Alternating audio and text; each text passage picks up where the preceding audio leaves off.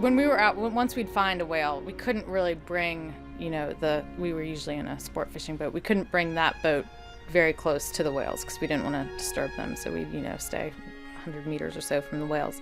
But obviously that's a bit far to swim. So our first thought was to use a dinghy with an electric motor that is so quiet. I mean, you can hardly hear anything. So actually our first shoot, this is what we had to access the whales. And so Rick was able to get pretty close to them this way. I mean, it usually worked out just fine. It didn't disturb them. And then, he'd stop a distance away and then swim the rest of the way.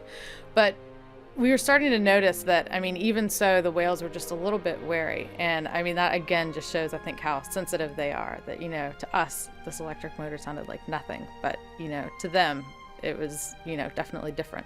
And so on the next shoot, Rick had the idea to use this inflatable kayak that you could either paddle or pedal with your feet. And that ended up just being perfect. It really made all the difference because you could just make a completely quiet approach. And the whales are actually really curious, and they would come check out what is this bright yellow thing in the water suddenly. What a mellow whale. Big whale too.